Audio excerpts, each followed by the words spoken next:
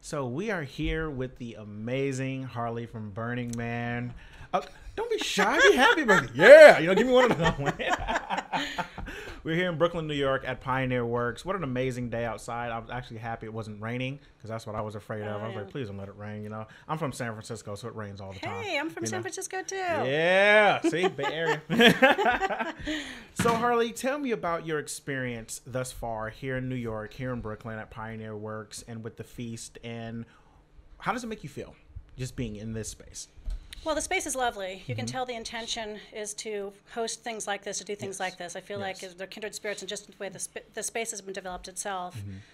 Everyone I've met has, it's been a little bit like the Playa in that there's this odd synchronicity that happens on the Playa because it's so content rich, and obviously this is kind of curated, and so we're kind of with people that have similar interests, but you don't know that. When you start to talk to them, you discover, and it's like, oh, this is like being on the Playa, where everything starts to kind of fit together in an interesting way that makes some sort of sense. So it's been really pleasant so far. Nice. So tell me what your process is like, waking up in the morning knowing you're coming to an event like this. Like, what goes through your mind? How do you feel? Like, is there nervousness, excitement, a mix of both, or just kind of like, I don't really know what I'm going to find there, but I'm going to go and see?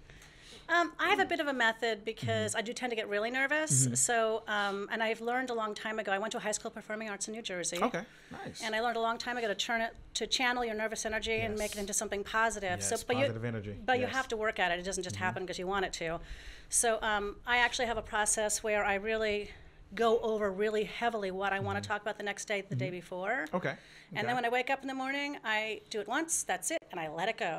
And I just find my groove, and I go, if I'm not ready, I'm not ready, and if I am, because I got to be now.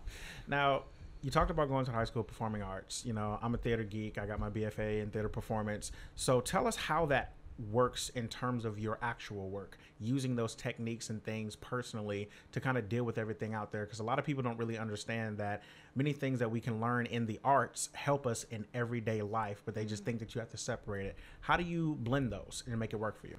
That's a good question. I've actually never thought about that before, but I would say I use skills that I learned in dancing and theater to I'm a leader in my community, and I have to be prepared to handle whatever coming at me in a very respectful, open way. And so I find I really have to find myself grounded and centered, and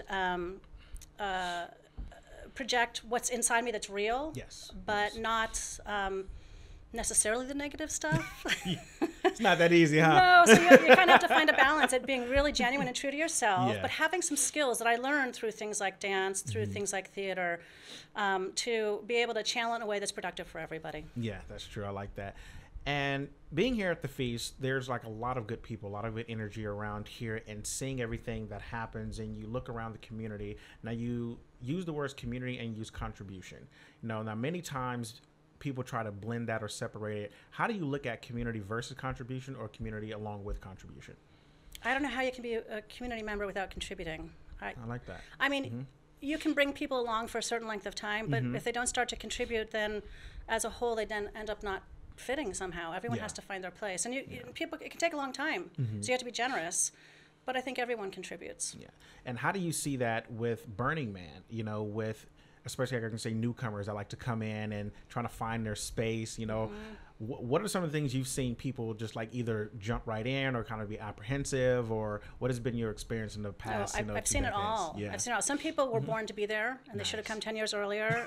Some people actually probably came too early for themselves, and it might take them 3 or 5 years to actually get it. They might think they got it, and you see them 5 years later, and you're like, you're different, and I like it. Okay, nice. So I think you have to have a lot of generosity, and everyone does it their own way. Everyone's different. There's no one way. Nice. I was a newbie once too. I jumped on the bandwagon at the last moment and showed up in the middle of nowhere and went, why am I here? I mean, I've been there. Oh, so you have to tell me that story. Come on. Your first Burning Man. Come on, tell me. Give us the goods. Give us the goods. I lived in a household where it all came together. There was a bunch of different artistic groups of people who were doing different things, like Cacophony Society, the folks that were doing Burning Man, and a few other collective groups that came together. And that was my home. That was where I lived. So people would just show up all the time, and I was meeting all these people. Wow.